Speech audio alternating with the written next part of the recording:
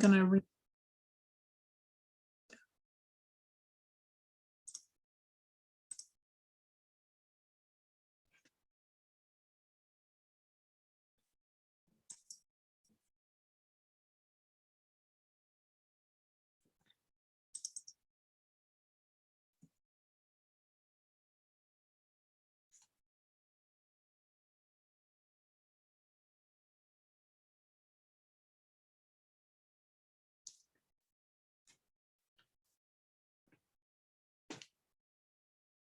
we can probably go ahead and get started. I think it's about 2 minutes after. So yeah, I'll let you kick it off, Tanya. Sounds good. So good afternoon, everyone. Welcome to the Bayview Neighborhood Plan RFQ informational meeting. This RFQ is for urban design services as part of our comprehensive plan amendment. Just to kick things off, I'm Tanya Fonseca. I'm the long range planning manager of the long range planning group within the Department of City of Development's planning division. And with me are two colleagues who will also be working on the project. Hi, I'm Monica Watts-Smith. I'm a senior planner here at DCD. Good afternoon, and my name is Scott Steggy. I'm the Procurement and Compliance Manager for the Department of City Development. So we are recording the session, and this recording will be made available on the DCD RFP website. So it'll be available for all of you as well as anyone else that is interested in submitting a qualification package for this. If you don't mind updating your name and including your firm or organization, that would be really great just for our records so we know who's here with us today. Also, please mute yourself during the presentation, of which you all already are, so that's great. We will be monitoring the chat function throughout the presentation. I think in general, we'll try and save most questions and answers for the end. But certainly you're welcome to ask questions throughout, and we can try and address those during the presentation as possible.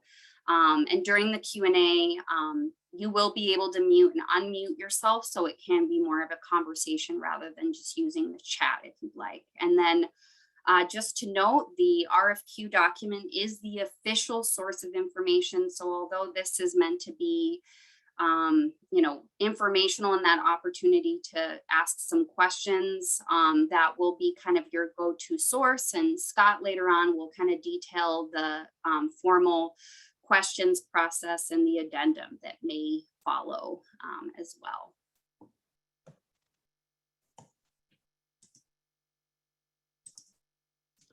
Okay, I'm going to provide just a little bit of background before we go into the nuts and bolts of the RFQ. One, just to provide a little bit of background about why we're doing this study and what some of the goals are. Probably many of you are familiar with the comprehensive plan that the city of Milwaukee has. The Bayview neighborhood is part of the Southeast Side area plan. It was last completed in 2008, so it's been around for quite a while. We update the area plans regularly and especially as needed. Bayview has seen a lot of changes in recent years, and especially on the development front. And there's a need to have some better guidance along land use and development. In terms of the area that this plan will cover, here's a map that shows the boundaries. But to the north is Bay Street. Then, to the east is the lake. To the south is roughly the railroad in Morgan. And then to the west, there's the Chase Avenue.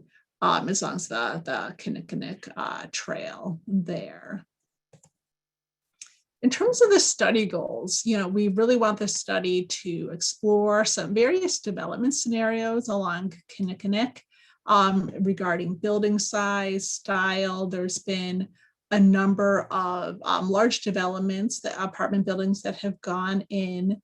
And, there's, been quite a bit of controversy in the neighborhood. So we're really looking to be able to help visualize what different options are and really help work together to have, work with residents to really have, I won't say consensus, but somewhere more of a educated discussion around what different development could look like. We also want to identify desired uses for some of the larger sites in the neighborhood. There's not a lot of undeveloped land in the site, but there is like the Army Reserve site, which is a city-owned site. Also want to explore different ways to support the local businesses in the commercial areas. Housing choices is also an important topic as housing prices rise in the Bayview neighborhood, making sure that there are options for a variety of incomes and family types. Looking at public realm improvements, want to look for the opportunities there. And also historic preservation has come up as an important topic in recent months, kind of determining interest and educating residents on various options related to historic preservation. A little bit of background from the data side on Bayview. Bayview on a whole is a middle class, middle income neighborhood. However, that said, about 1 in 5 households earn less than $35,000. So I do want to be cognizant of that, even if what the median says, for example, around $66,000, that's just one snapshot. The median age in Bayview is slightly older than the rest of the city and some of the surrounding suburbs. And the household size is a little smaller.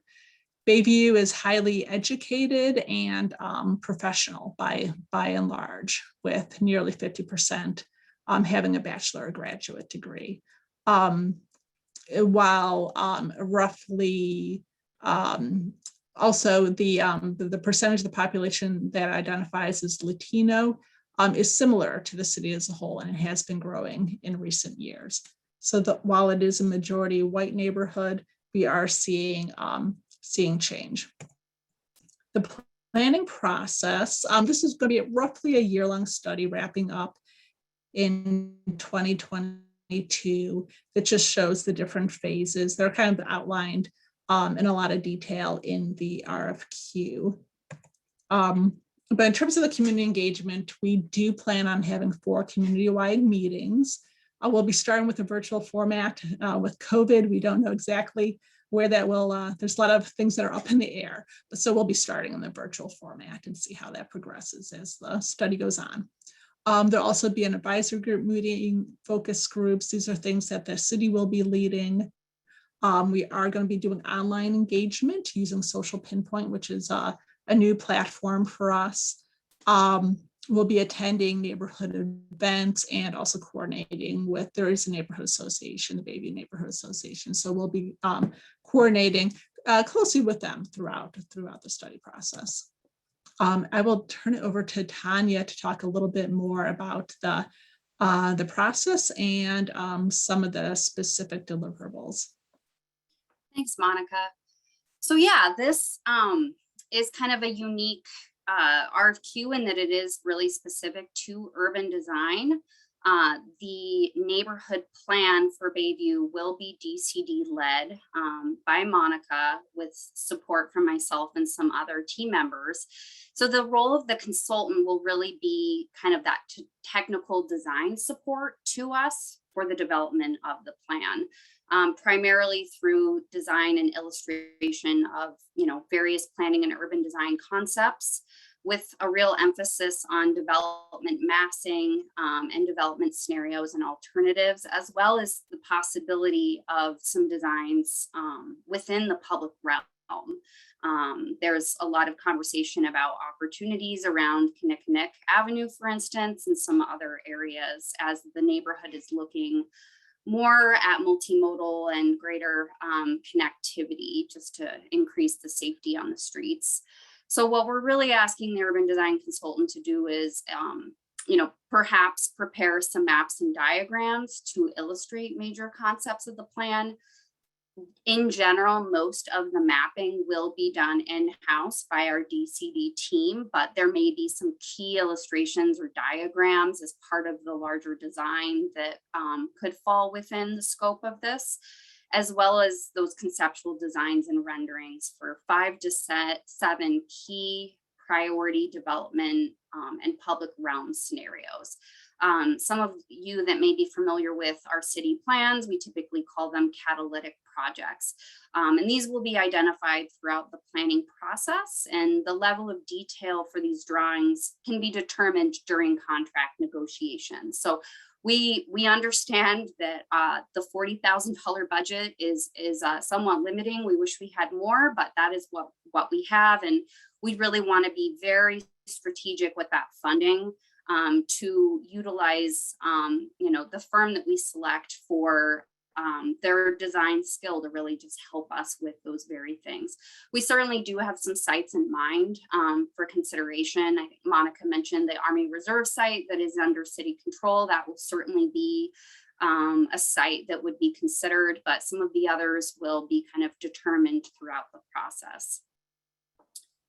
In the next slide, we kind of go through some of those key deliverables. And again, this is an RFQ, so this can be kind of further honed once the team is selected, and we can kind of negotiate what makes most sense. In general, we're trying to be as mindful as possible in terms of meetings that the team attends, so that they're helpful to give you guidance for the design, but aren't overly burdensome. So again, just in general, we're asking for, technical support for the design, including the potential to help us with collecting precedent images and photographs for use and engagement, and that final document to give us more guidance on what design characteristics the community and other stakeholders might be amenable to, and collaboration with us to communicate some of those key urban design concepts. Just given some of the controversy around recent development, we feel strongly that communication and transparency and really teasing out what it is that the community does and doesn't like about some of the design within reason will be really helpful. And then of course, as possible, reviewing and providing feedback on any other design related things that we are preparing in-house. So really the big ticket deliverables are those catalytic drawings for those 5 to 7 sites, some of which may have some alternatives. And again, those are really just meant to be kind of guiding visuals to illustrate what the city and others are open to in the community.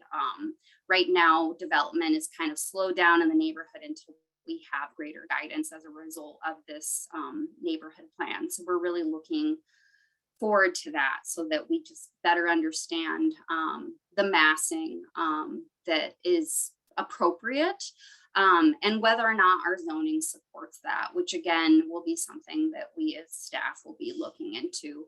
We also are asking for supportive information. So any of those illustrations that the consultant will be producing, possibly having written narrative or descriptions that would go alongside in the layout of the document. So again, the team will be creating the document. That won't be on the consultant, but just, still having some support from you and, communicating what is taking place in some of these illustrations, which again will be conceptual. We realize that any of this will certainly be different from what developers propose or what goes into final design for some of those public realm areas, but are going to be really instrumental in, I think, communicating what is desirable or possible in those areas, and just what we, learn from the community are really high priority things when we're thinking about design. We may also consider some cost opinions, just ballpark figures for any illustrations that are created for the public realm, and that is just for budgetary purposes for us as the city. It'll help us get to those next steps of final design and implementation if we have some ballpark figures that we can then kind of use for budgeting purposes. And I think with that, I'll turn things over to Scott for some next steps. Thank you, Tanya. So as I had said earlier on, I am the procurement and compliance manager. So I am managing the flow of the RFQ process and will be the main point of contact during drawing up the contract and executing the contract. A few points to note in the RFQ and then the subsequent contract. This RFQ includes a small business enterprise participation goal of 18%. So this means that in your response, you will need to lay out how you will plan on including meaningful participation of city small business enterprise firms. On the screen right now is the link that you can go to search for firms. It's also a link that is currently in the RFQ. On that link, you can search for specific names, or if you scroll to the bottom of the page, it does let you download a spreadsheet of all the current certified firms, so you can see all of the names and the contact information for those firms. One thing of note, when you are looking to team up with a firm, please make sure to check with them that their certification is current. The SBE participation would only qualify for firms that are currently certified at the time of the close of the RFQ and the time of the contract. On occasion, SBE firms let slip the recertification, and that can cause some frustrating times during the contract negotiation and the evaluation if the SBE firm that you are choosing or firms that you're choosing to team up with are not certified. So just please make sure that that is in fact, that those firms are in fact certified. Also in the RFQ will be the new Office of Equity and Inclusion's guidelines for SBE participation, and there will be a Form A as well. That Form A will need to be submitted with your proposal. If it's not submitted with your proposal, you will be considered non-responsive. So please make sure that you submit that Form A, and then also make sure that the firm that you're working with is currently certified. Also within the RFQ, there's a document referred to as the designation of confidential and proprietary information form. So the documents that you submit as part of this response and then the resulting contract could be subject to public records. So what this form does is it allows you to designate portions of your response that you would request the city keep confidential. The city would then pledge to keep those confidential up to a certain point. If in fact things got so far as a court ordering us to turn over those records, then we would have to follow the court order. But other than that, we would pledge to keep those sections of your proposal confidential. And when you are, if you are going to fill out that form, you'll need to specify the certain sections in your proposal, or in your response, I should say, that you would consider to be confidential. You can't just say my whole response is confidential. The next is equal employment opportunities. So our expectation on this contract, and quite frankly on all of our contracts, is that consultants follow any and all local, state, federal rules and regulations as they pertain to equal opportunities. And that's also outlined in the RFQ requirements as part of the RFQ. And then finally, I touched a little bit upon this at the end of the RFQ process, and when the evaluation committee has determined a winning proposal, we will look to enter into a professional services contract between the firm and the city of Milwaukee. So that would be a contract that I would be helping out with in drafting and getting executed. So those are the bullet points for the contracting requirements. And then on the next slide, this kind of just summarizes some of the important dates that are in the RFQ. So the opportunity to ask questions beyond this Zoom meeting is through email. And my email address is on the screen. It's also in the RFQ. This is the deadline for questions. We ask that if you have any questions to make sure that you get them in by August 6th at 5 p.m. Central Standard Time. Any questions received after that will not be answered.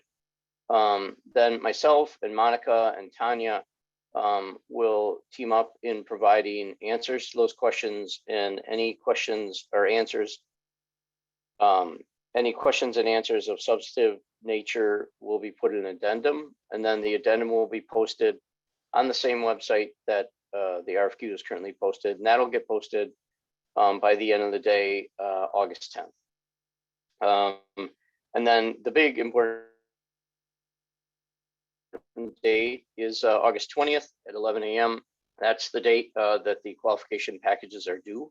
At this time, DCD is only accepting qualification packages via email. We're not taking them by mail or drop off. So the email address that's on the screen is the email that you will need to submit your proposal.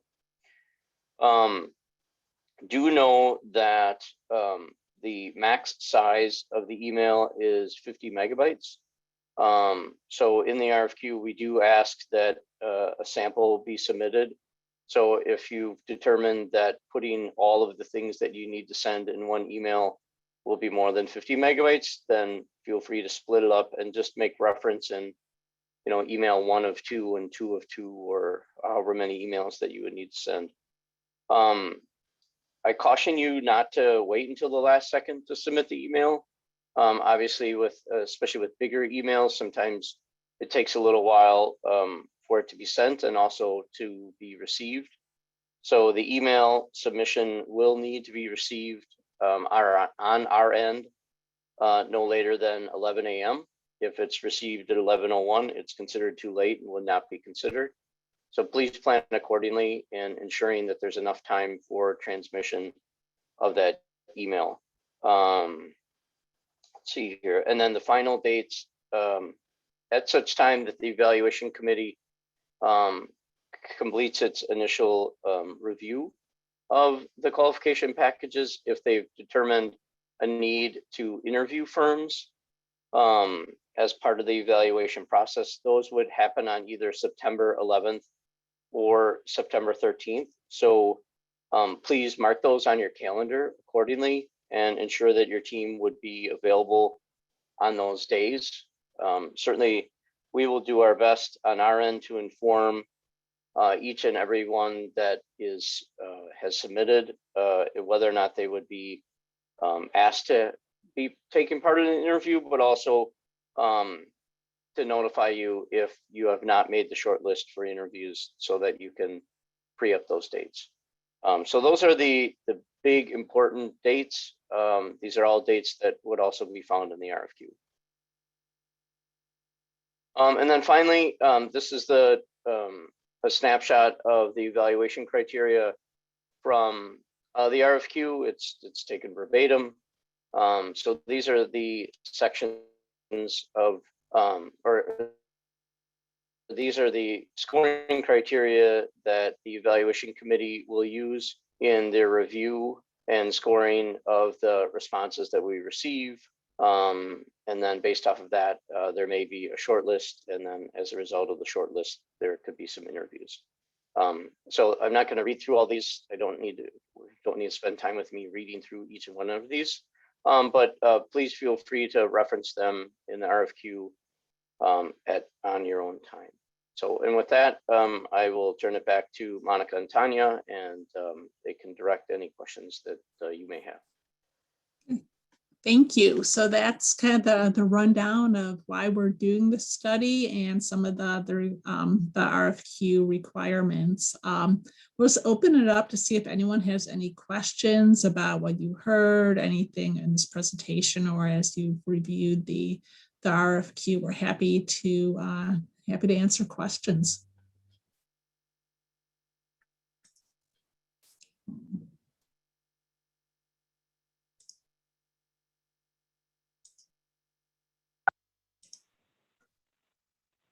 Hi there, my name is Zach Locker. I'm with Ascar Robinson in Minneapolis. I was just wondering, having a DBE requirement on such a small contract makes this particularly challenging to be able to submit on, just being real frank about it. I guess I'm wondering if there's any potential to reconsider that and or to consider accepting DBEs from other certifying agencies. So I can address the last part first. So with this RFQ, because it's a city Milwaukee RFQ, the city has its own specific small business enterprise program. So those firms that you would team up would need to come from our list specifically. So I would encourage you to go to the website that was part of the link. And I really think the most helpful way of going about doing it is to go to the link and download the spreadsheet with all the firms, because then it can provide contact information, and it can also provide links to websites, so you can get an idea of what each firm may have the capability of doing. And then as far as your first question, at this point, there is the SBE component is part of the process, and so we'd ask you to find creative and meaningful ways of including that as part of your proposal.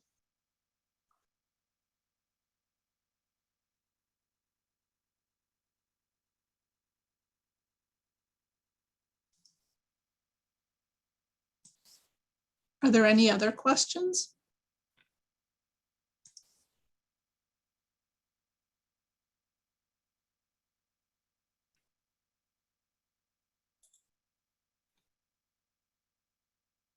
Okay, I guess not. Well, hopefully we answered things pretty well just throughout the presentation. And of course, if there are any other further questions, don't forget the Q&A deadline this Friday, the 6th.